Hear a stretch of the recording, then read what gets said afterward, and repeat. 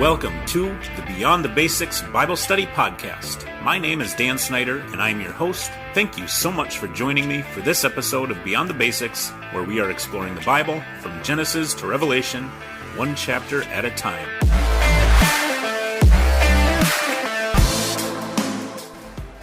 Before we get started, if you enjoy the show and want to help keep it on the air, you can go to my website at beyondthebasics.blog. Click the donate button at the top, and that will bring you to the website for Passion for Life Ministries, where you can make a tax-deductible donation. Passion for Life is a ministry that I've partnered with that is dedicated to spreading the gospel and feeding the elderly in Central and South America. Please make sure you designate your gift for Beyond the Basics. You can also click the subscribe button, which will bring you to my Patreon page. And for only $4 a month, you can receive access to the full uncut episode, which will include between 10 and 30 minutes of additional audio. You will also receive access to all past episodes, starting with Genesis chapter 24. Now, onto the show. You know, we've all faced the unknown from time to time, and we all respond to it in different ways, right? Sometimes we respond to the unknown by trying to take matters into our own hands, trying to take control of as much of life as possible. Sometimes we give up our control of life to the Lord. Sometimes we place our trust in God. But those times are difficult. It's difficult to give up control in those times because when we don't know what's coming, when all we can see is unknown in front of us, it causes fear in our hearts. And releasing control to the Lord is the most difficult thing to do when we're feeling fearful. But if we can do this, this is where our trust in the Lord is revealed. These times when we're facing the unknown is when the faith that's in our heart is truly revealed. Do we trust the Lord with the unknown, or do we trust ourselves? And this is going to be the theme of Jacob's life. We've already seen this in many ways and in many times, but this theme is going to be on full display in Genesis chapter 33. We're going to see how he goes back and forth between faith and fear, between surrender and control, because if you remember in Genesis 32, Jacob had fled from his uncle Laban and was on his way to the land of Canaan, where he found out Esau, his brother, was coming, and his brother had 400 men with him, and he thought Esau was coming to kill him.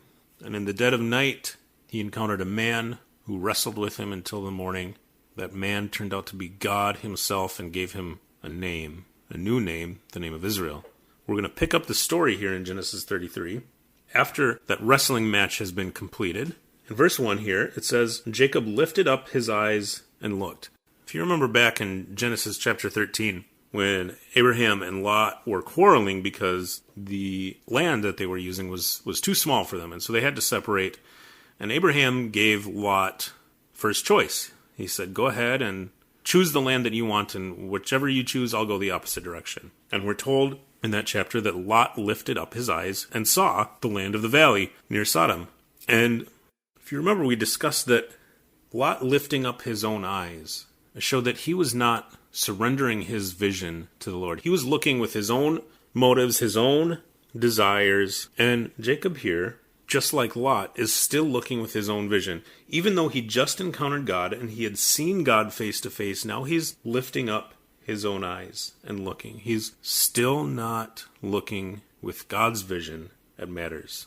He's looking with his own vision. So that's going to be an indication here of whether or not his next actions are actions that are done out of fear of the Lord or out of fear of Esau. And I think that this is telling us that even though Jacob had just seen that army of angels, had just seen God face to face, now all he can see is Esau. He can't see God in front of him anymore. He had these significant encounters with God, but he still struggled to trust in God. So he lifted up his eyes and looked, and behold, Esau was coming. So he's seeing Esau in front of him now, instead of God, and 400 men with him. So he divided the children among Leah and Rachel and the 2 female servants, and he put the servants with their children in front, then Leah with their children, and Rachel and Joseph last of all. However, in verse 3, we're told that Jacob himself went on before them, which is a different position than before. Before, in the previous chapter, he had placed himself behind his family. Now he's positioning himself in front of his family. So we're seeing some growth here in Jacob. We're seeing that he's recognizing that his place is at the head of his family, that whatever comes, he needs to be there at the head, protecting his family. When the Bible talks about men being the head of the family, or the husband being the head of the family, we often think of that phrase meaning that the men or the husband should be the leader. The husband should be the one that has ultimate authority. The husband should be the one that has all the say, or at least the final say in all the decisions. But that's not truly what being the head means. Being the head of the family means that you're the first one to put yourself at risk to protect the family. The head of the family should be the first one to encounter danger in the hopes that the rest of the family won't have to encounter it. The head of the family should be the one that takes the risk. So husbands, if you are trying to be the head of your family and don't have this paradigm in mind, then I encourage you, read through this chapter and meditate on it some more. Figure out what it means to truly be the head of the family, just like Christ is the head of the church. Being the head means surrender. Being the head means laying down one's life. This is what Jacob models here for us. That's what Jesus modeled for us.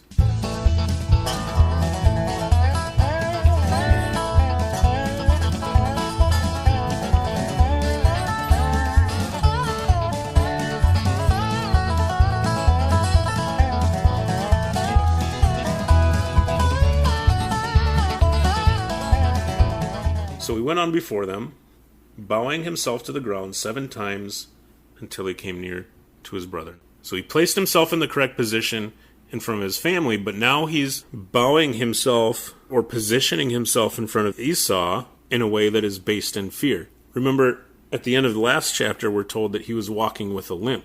He should have been walking towards Esau with a limp, because that would have shown Esau God's grace in Jacob's life. Esau would have seen it on display. Instead, Jacob is hiding God's grace by bowing to Esau instead. Now, the purpose of him bowing was to show that he didn't want any authority over Esau, just like he'd previously shown that he didn't want to take any wealth from him in the last chapter. By presenting Esau with all the gifts of animals, he was showing Esau, I don't want to take any wealth from you. Now, by bowing, he's saying, I don't want to take any authority from you. The problem is, the nations were supposed to be bowing down to Jacob, not the other way around. In Genesis 27:29, remember God's promise to Jacob. He says, let peoples serve you, and nations bow down to you. Be Lord over your brothers, and may your mother's sons bow down to you. Cursed be everyone who curses you, and blessed be everyone who blesses you.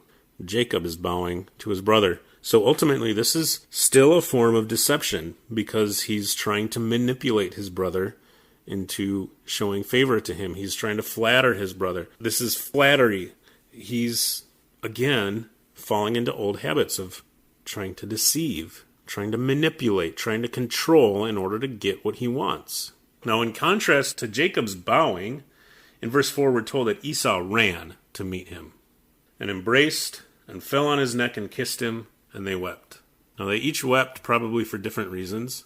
Esau probably wept out of joy for seeing his brother. Jacob probably wept out of relief that Esau had finally forgiven him. Can you imagine thinking that your brother is going to kill you for the last 20 years? Then on your way to see him, getting all worked up, coming up with this elaborate plan to show him that you don't intend to harm him and don't intend to take anything from him, and then all of a sudden you see him and he runs to you and takes you and embraces you. I don't know about you, but I probably would weep too, out of relief. And that would be a completely unexpected reception. So Esau lifted up his eyes, just like Jacob lifted up his eyes, and saw the women and children, and he said, who are these with you? And Jacob said, the children whom God has graciously given your servant. So Jacob is recognizing God's grace in his life now. So this is good. And he's telling his brother about it. And then in verse 6 it says that the servants drew near, they and their children, and bowed down. Leah likewise and her children drew near and bowed down. And last, Joseph and Rachel drew near, and they bowed down. And in verse 8, Esau said, what do you mean by all this company that I met? And Jacob answered, to find favor in the sight of my Lord. Are you sensing a theme here? Jacob called Esau my Lord, even though Isaac had made Jacob Esau's Lord.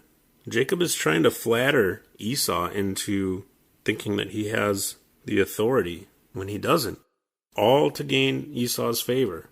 Again, sticking with This theme of trying to control situations, are we guilty of this? Have we ever tried to use flattery to gain somebody's favor and to get on their good side? Or do we trust the Lord and the position that He's granted us?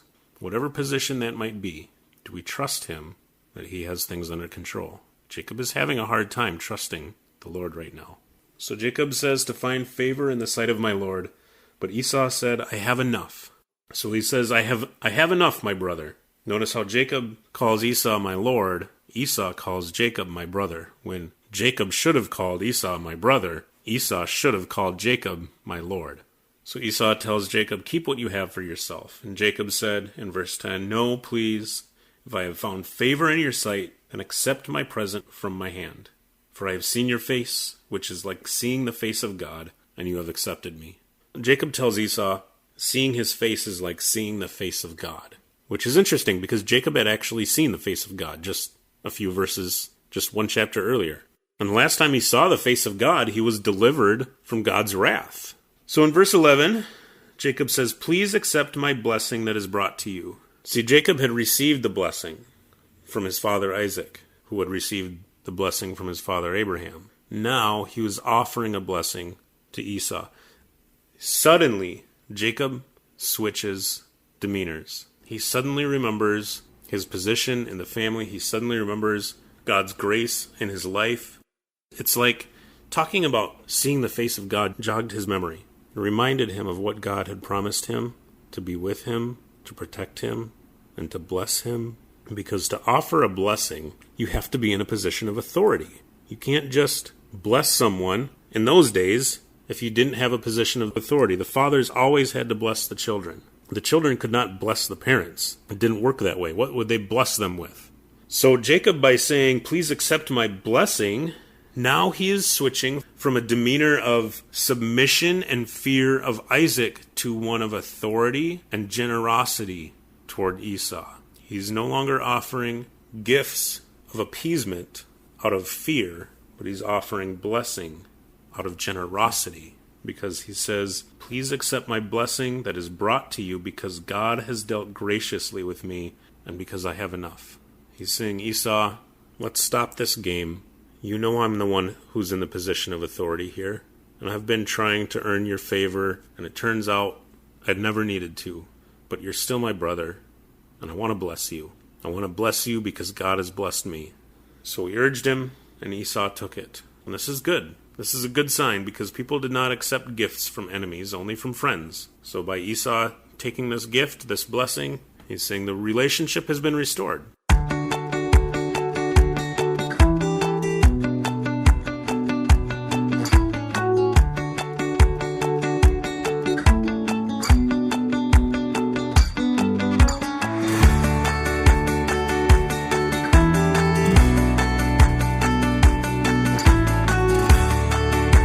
Then Esau said in verse 12, let us journey on our way, and I will go ahead of you. Or it could also mean along with you. So it's a little unclear whether Esau was going to go first and Jacob was to follow, or if they were to go together. But either way, Jacob refused and said, my Lord knows that the children are frail, and that the nursing flocks and herds are a care to me. If they are driven hard for one day, all the flocks will die. Let my Lord pass on ahead of his servant, and I will lead on slowly. See, even though the relationship here has been restored, Jacob still didn't want to be near Esau. So now he's starting to come up with excuses of why he didn't want to be near Esau. He says the children are frail, the nursing flocks and herds take a lot of time to care for. They'll die if I make them move as fast as you would move, Esau. So he's coming up with reasons not to stay with Esau, his brother. So in verse 14 he continues and says, let my Lord pass on ahead of his servant, and I will lead on slowly at the pace of the livestock that are ahead of me, and at the pace of the children, until I come to my Lord in Seir. So in verse 15, Esau said, let me leave with you some of the people who are with me. Remember, Esau brought 400 men with him, and Jacob had assumed that they were there for battle, to kill him and his family, but actually they came to protect Jacob and his family while they went on their journey. Esau brought these men with him to protect Jacob while they journeyed to Seir, because he wanted his brother to come back with him. But Jacob said, what need is there? Let me find favor in the sight of my Lord. So that word favor in Hebrew is chen or chenan. That's the word favor in Hebrew. And it's repeated 5 times in this chapter, in verses 5, 8, 10, 11, and here in verse 15. And the number 5, if you remember, represents God's grace. That word favor is another word for grace. And it's repeated 5 times, showing that God is showing grace to Jacob in delivering him from Esau. We can take comfort in this. If we give in to our more negative tendency to try to take control of our situations, God's grace is still there. And if we surrender control to the Lord, His grace is there, waiting for us. So in verse 16, Esau returned that day on his way to Seir, which is south of the Dead Sea, south of where they would be in this particular instant. But in verse 17, Jacob journeyed to Succoth, which is west of the Jabbok River, on the east bank of the Jordan River. Esau went south, Jacob went west, and even a little bit north. So he basically went the opposite direction as Esau, even though he told Esau he was going to Seir. After Jacob had just accepted his role and his position and had blessed Esau, now he's back to deceiving Esau. Because there's no indication that Jacob even ever went to Seir after this. Like, he straight up lied to Esau. Now this town, Succoth, is the 5th city that Jacob named in his journeys, which again represents God's grace on his journeys. And in verse 18, it says that Jacob came safely to the city of Shechem. So he had stayed at Succoth for a while, and now he's in the city of Shechem, which is in the land of Canaan, on his way from Padan Aram, and he camped before the city. Just like Lot settled outside of Sodom, now Jacob is settling outside of Shechem. This is going to be a clue for us, because Lot, by settling outside of Sodom, brought all sorts of trouble on himself and on his family. And Jacob is going to do the same thing. The same thing is going to happen here. By settling outside the city of Shechem, he's going to bring all sorts of trouble on his family in the next chapter. God had asked Jacob to return to Bethel, but instead, Jacob stopped short and went to Shechem, bought some land. He built a house in Succoth, bought land in Shechem, just like Lot. By settling outside that city, Jacob here, by disobeying the Lord and settling outside the city of Shechem, is going to bring trouble. His disobedience is going to bring trouble. His compromise is going to bring trouble. So in verse 19, from the sons of Hamor, Shechem's father, he bought for 100 pieces of money, which is an unknown value. We don't know how much this was that he spent. He bought the piece of land on which he had pitched his tent. Abraham had bought a cave and a field for burial. Isaac had dug wells, but Jacob bought a piece of land to pitch his tent. Both his father Isaac and his grandfather Abraham had acquired land. It's not that this family wasn't supposed to acquire land in the land of Canaan. God had asked them to be sojourners and nomads in the land, but they did still acquire land, but it wasn't for the purpose of living there. Abraham bought that cave and that field to bury his wife. Isaac dug wells to support his flocks, but he would dig a well wherever he went. Jacob, in contrast, bought this land to pitch his tent there and live there, even though God had told him to continue on home to Bethel. But in verse 20, there he erected an altar and called it El Elohi Israel. So here, even though Jacob was living in disobedience to God, now he offered sacrifices to God for the first time. Jacob had not done this yet. He had not built an altar and sacrificed on it yet. So this is a good thing, but it does highlight his compromise. God had told him to go to Bethel. He didn't go to Bethel. He went somewhere else, but he built an altar there and offered sacrifices and worship. So he's living 1 foot in disobedience, 1 foot in obedience and devotion. How many times have we done that? How many times have we lived in knowing disobedience to the Lord, but still doing things like volunteering at the food shelf or giving our money to the church or whatever it might be? We're living in obedience in one area of our life, but living in disobedience in a different area of our lives. How many times have we done that? We've all done that, I'm sure. But as we're going to find out, it can bring trouble if you do it for too long. We're going to find that out in the next chapter. When God speaks, we obey. That's what's important. Tithing to our church is important, of course. But if we're doing so and justifying that we're living in obedience when we're living in disobedience in a different area of our lives, God would much rather have us correct that disobedience and repent than cover it up by tithing or volunteering or donating or whatever sacrificial thing, giving to the poor, whatever sacrificial thing we can think of. So that word El Elohi Israel means God, the God of Israel, which means that Jacob here had taken on his new name. He had taken on that new identity as Israel, that new name that God had given him in the previous chapter.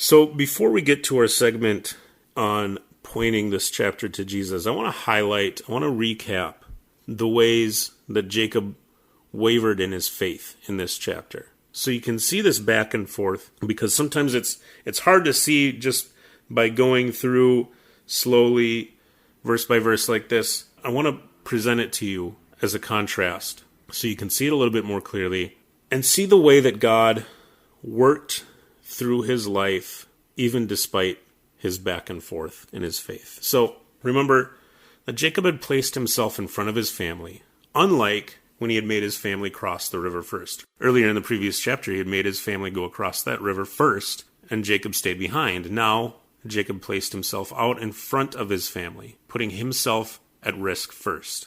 He unquestioningly gave God the glory for everything that he had, but he groveled before Esau with the purpose of flattery and manipulation because he was still afraid of Esau. See, he glorified God, but he didn't have fear of the Lord yet. He still had fear of Esau. How many of us can glorify God without actually having any fear of the Lord?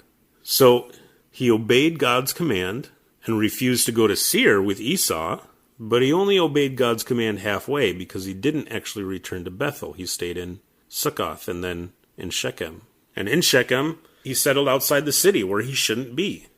But there he built an altar to worship the Lord for the first time. So this is showing a man who's growing in faith but still struggles. And it shows the way that God works through his struggle. Just like he had struggled with God in the previous chapter and wrestled with God in the flesh, now in his heart, he's still struggling. He's still wrestling. We're all going to go through struggles and wrestles, and we're all going to struggle with our faith. We're all going to struggle to trust in the Lord. Be encouraged. God does not abandon us when we struggle. God did not abandon Jacob. God had made a promise to Jacob to be with him wherever he went, even if he went to places he wasn't supposed to be. God doesn't abandon us if we go to places we're not supposed to be. And we're going to find out in the next chapter there are consequences if we go to places that we shouldn't be. But we can take comfort that God doesn't abandon us there, and he doesn't leave us there, and he provides a way out of there.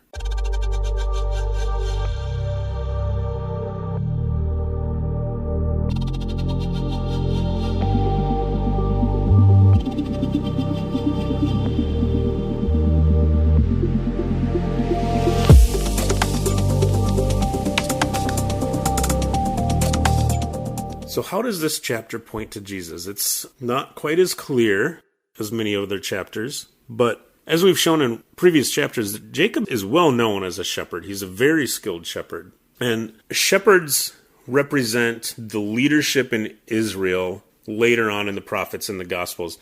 When we get to the prophets and even when we go through the Gospels, that picture of the shepherd is a representation. It's a picture of the political and spiritual leadership in Israel. Now, Jacob is a good shepherd, but he doesn't shepherd his family very well. And he shows an outward religiosity a lot of times. He gives glory to God, but inwardly he still struggles to trust God. And these very things are what Israel would struggle with. We're going to notice as we go through this story over the next however many years this takes, we're going to notice that Israel struggles with these very things.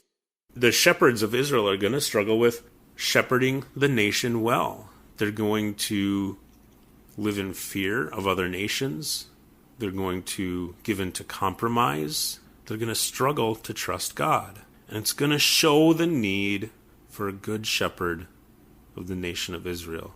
And Jesus came as that good shepherd. Jesus came as the shepherd who would not compromise, who would not waver in his faith, who would not place his own needs in front of the needs of his family. Jesus is the good shepherd, and we can trust that Jesus takes good care of his sheep. So, to reflect on this chapter over the next week, the question I want to ask is, what are some areas in your life in which you struggle to obey God? What do you think needs to happen for you to become a doer in that area instead of just a hearer? What do you think needs to happen for you to not just know what God's command is in that area, but to obey God's command in that area? In fact, I'd encourage you to pray about that.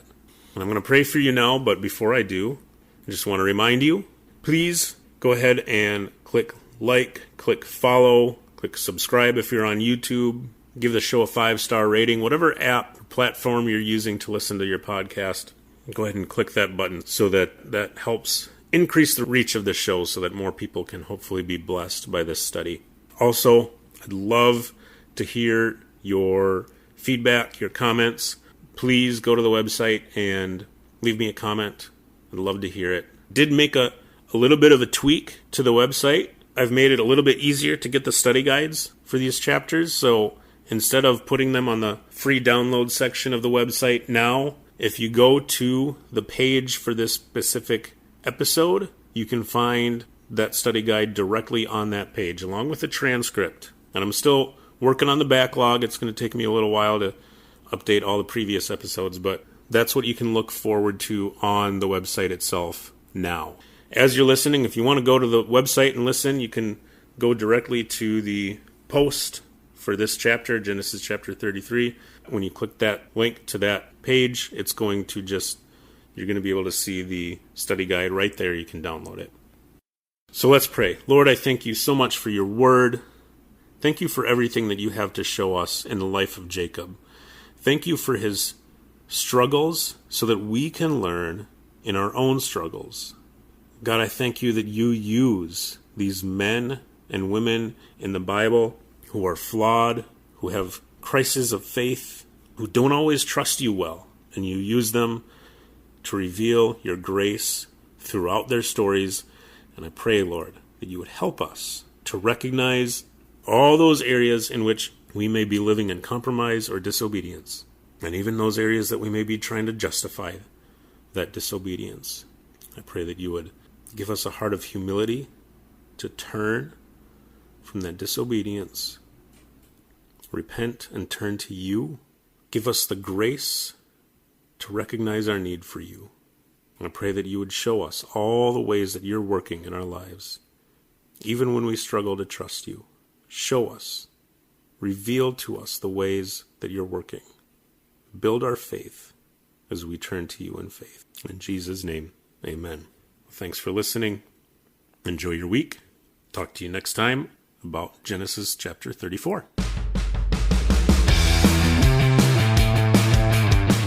Don't forget, if you enjoy the show and would like to help keep it on the air, go to www.beyondthebasics.blog and click the donate button to make a tax-deductible donation.